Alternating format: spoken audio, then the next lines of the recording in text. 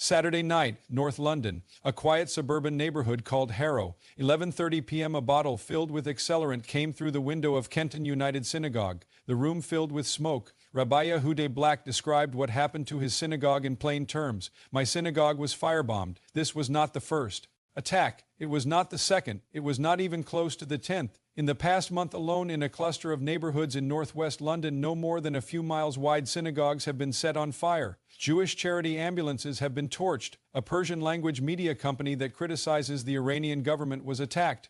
Teenagers and young adults, some as young as 17, have been arrested and charged, and Britain's Metropolitan Police Counterterrorism Unit is now investigating whether all of these attacks were coordinated and directed by a single source: Iran, not Iran's military, not the IRG directly, Iran's proxy network. The same network that has been firing missiles at Israel, attacking US bases in Iraq, threatening Red Sea shipping through the Houthis in Yemen, now potentially burning synagogues in London. Britain's MI5 domestic intelligence service says it disrupted more than 20, quote, potentially lethal Iran-backed plots in the UK in the year leading up to October alone. This is Respect B, and the story we are telling today is one that most people in America have not heard, because while the world has been watching the Strait of Hormuz, Iran has been waging a different kind of war, quietly, on European soil, in the streets of a city of 9 million people. Stay with me. Let me give you the full picture of what has happened in London over the last month. The attacks are concentrated in a specific area northwest London, the neighborhoods of Golders Green, Finchley, Harrow, and Hendon. These neighborhoods have significant Jewish communities. They are also home to Iranian diaspora communities and Persian language media organizations that are openly critical of the Iranian government. The timeline of attacks: March 23rd, the most serious incident so far. 4 ambulances belonging to a Jewish charity were torched simultaneously in the Golders Green neighborhood. Not one, 4 torched at the same time. These were not ordinary vehicles. Jewish community ambulances provide emergency medical care to the community. Destroying 4 of them in a single night was not random vandalism. It was a targeted, coordinated operation. Weeks of further attacks followed. Synagogues in Finchley, a building that formerly housed a Jewish charity in Hendon, and on Saturday night, Kenton United Synagogue in Harrow, a bottle of accelerant through a window. 11:30 p.m. In each incident, no one has been injured, but that may reflect the limits of capability rather than the intent of those ordering the attacks. The group claiming responsibility calls itself Harakat Ash-Abal Yamin al-Islamiyah. In Arabic, this translates to the Islamic Movement of the Companions of the Right. This is not a well-known organization. Most terrorism analysts had not heard of it before this month, but here is what is known. The group has claimed responsibility for similar attacks in Belgium and the Netherlands, synagogues in those countries. Same pattern, same claimed affiliation. Israel's government has described the group as a recently founded organization with suspected links to an Iranian proxy, and Britain's Metropolitan Police Deputy Assistant Commissioner Vicky Evans said publicly, and I want you to hear her exact words, spoken previously about the Iranian regime's use of criminal proxies, and we're considering whether this tactic is being used here in London. The head of British counterterrorism is publicly connecting the dots between these arson attacks and the Iranian regime. That is not a fringe accusation. That is an official statement from the officer leading the investigation. To understand what is allegedly happening in London, you need to understand how Iran's proxy warfare model actually operates, because it is not what most people imagine when they think of state-sponsored terrorism. Iran does not typically send IRG officers to foreign countries to carry out attacks directly. That would be traceable. It would be an act of war under international law. It would produce exactly the kind of documented evidence that forces governments to respond decisively. Instead, Iran uses what security agencies call a layered proxy model. Layer 1 ideological proxies, organizations like Hezbollah in Lebanon, Hamas in Gaza, the Houthis in Yemen, various militias in Iraq and Syria. These are organizations that share Iran's ideological framework, receive Iranian funding, training, weapons, and direction, but maintain official separation from the Iranian state. When Hezbollah fires rockets at Israel, Iran can say Hezbollah made an independent decision. Layer 2 criminal proxies. This is newer, and it is the model being investigated in London. Iran recruits or directs existing criminal networks to recruit individuals with no prior connection to Iran, no ideological commitment to the Iranian cause, no training in terrorism, just people who can be paid to carry out a specific physical act: throw a bottle through a window, torch a vehicle, set a building on fire. The recruits are often teenagers, people with no political awareness, people who do not understand what they are part of. The Metropolitan Police Deputy Commissioner called them, quote, thugs for hire. He said, let's be really clear, it's a mug's game. That's what people who are now serving long prison sentences have found out, and the same fate awaits those responsible for these recent crimes. Thugs for hire, used by a state intelligence apparatus to conduct operations on foreign soil with maximum deniability. This model has been documented by European security services for several years. Germany, France, and the UK have all expelled Iranian intelligence officers over plots disrupted in recent years. Sweden, Denmark, the Netherlands all have reported Iranian-linked operations on their soil. But what is happening in London right now is different in one important way. The timing, these attacks are not happening in isolation. They are happening while Iran is at war with the United States and Israel, while the ceasefire has expired, while negotiations are collapsing, while the Iranian government is under maximum military and economic pressure. The proxy attacks in London are not a separate story. They are a front in the same war. The number that should have stopped everyone in their tracks when it was published and largely did not is this: more than 20. That is the number of Iran-backed plots on British soil that MI5 says it disrupted in the single year leading up to October 2025, 20 potentially lethal plots in 1 year in one country.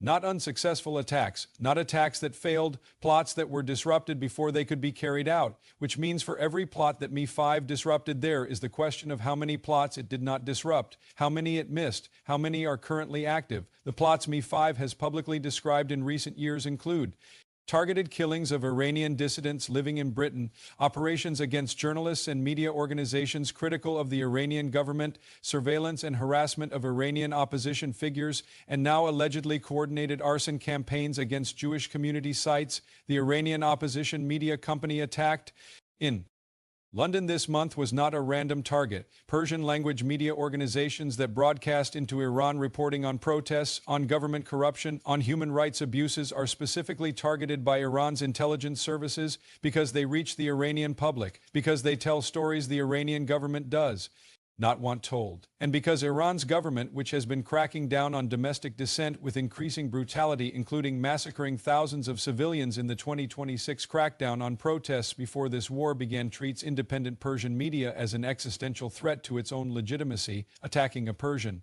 media company in London is not a random act of terrorism. It is an act of censorship conducted abroad because the Iranian government cannot silence those journalists on Iranian soil. The chief rabbi of Britain, Ephraim Mervis, posted publicly this week, and his words were measured but unmistakable: a sustained campaign of violence and intimidation against the Jewish community of the UK is gathering momentum. Thank God, no lives have been lost, but we cannot and must not wait for that to change before we understand just how dangerous this moment is for all of our society. A sustained campaign. Those are not the words of a religious leader describing random incidents. Those are the words of someone who has been watching a pattern build and is warning that the pattern is accelerating.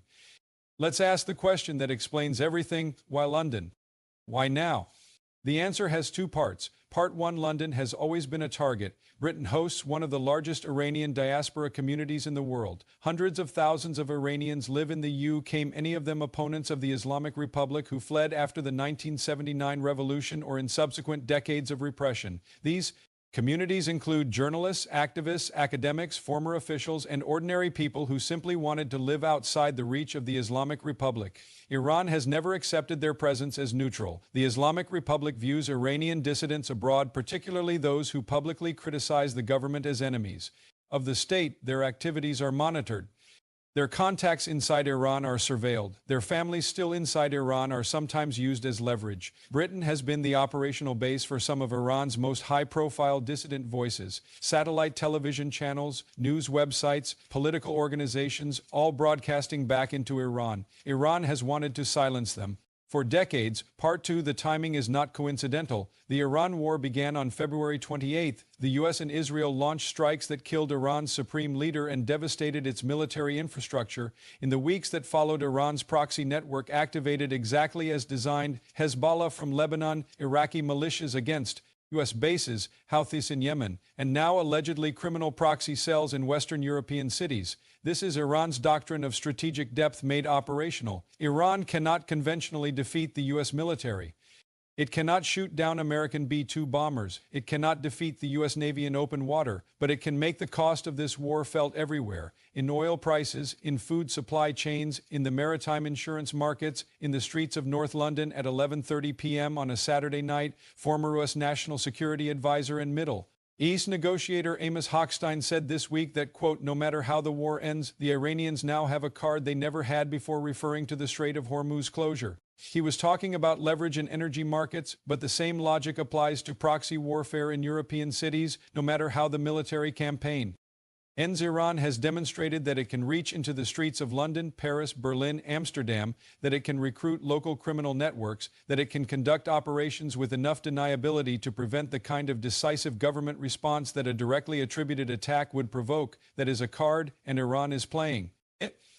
Let's be direct about what this means for European governments and their citizens. Britain refused to join this war. Keir Starmer said publicly, repeatedly, firmly, we will not be dragged in, and yet British synagogues are being firebombed. Britain's counterterrorism police are investigating Iranian proxy activity on British soil. Britain's Mi-5 disrupted more than 20 potentially lethal Iran-backed plots in a single year. The war that Britain refused to join has come to Britain anyway. This is the fundamental problem with the assumption that staying out of a conflict means staying safe from it. When one of the parties to a conflict operates through a global proxy network, geographic distance from the battlefield provides no protection. Germany did not join this war. France did not join this war. The Netherlands did not join this war. All three have experienced Iran-linked operations on their soil in recent years. All three are now facing the same question that Britain is navigating. How do you respond to a state that is conducting hostile operations against you while you are simultaneously trying to negotiate a diplomatic solution to the wider conflict? If Britain publicly accuses Iran of directing the London attacks, it makes the diplomatic track harder. Iran will deny it. The accusation becomes a new source of tension at a moment when every source of tension is already threatening the ceasefire. If Britain stays quiet, the attacks continue. The message Iran is sending that there are costs to being an adversary even without formal military engagement goes unaddressed. This is the trap that proxy warfare is specifically designed to create. It forces targets to choose between diplomatic silence and public accountability, knowing that both options carry costs.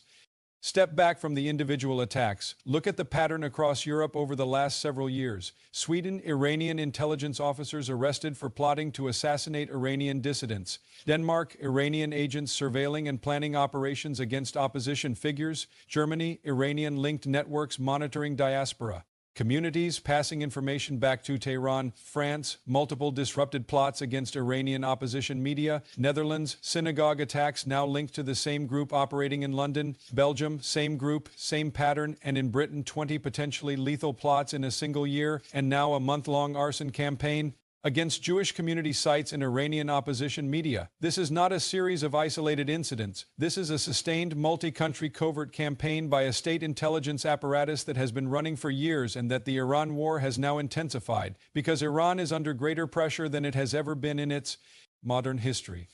Its supreme leader is dead, its military is degraded, its economy is hemorrhaging, its population is exhausted. In that context, every act of disruption abroad serves a domestic purpose as much as a strategic one. It tells the Iranian public, we are still fighting, we are reaching the enemy, we are not defeated, and it tells European governments the cost of being aligned with America in this conflict, even the cost of simply refusing to stop it, will be felt on your streets. Chief Rabbi Mervis called what is happening to British Jews a campaign of violence and intimidation. He is right, and it is a campaign that will not end with the Iran war, because the infrastructure Iran has built for proxy operations in European cities, the networks, the contacts, the recruitment pipelines, the cover organizations, those do not dismantle themselves when a ceasefire is signed. They wait for the next use case.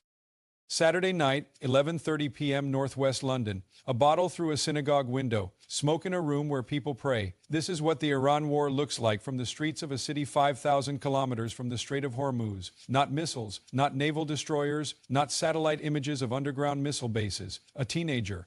Recruited, paid, directed, throwing a bottle through a window, and counterterrorism officers trying to trace the chain of command that led from a government in Tehran onto a suburban North London. More than 20 potentially lethal plots disrupted in a single year. The ones that were not disrupted, the ones that became fires in Synagogues and torched ambulances, those are the ones we are seeing now. The chief rabbi of Britain is warning that someone will be killed if this continues. He is almost certainly right. And when that happens, the question of how the British government responds, how Europe responds, and what that means for the diplomatic track that is the only path to ending this war will become the most important question in this conflict, not who controls the Strait of Hormuz, but who controls the streets of London. This is Zem TV. Subscribe, because this war has more fronts than the maps are showing.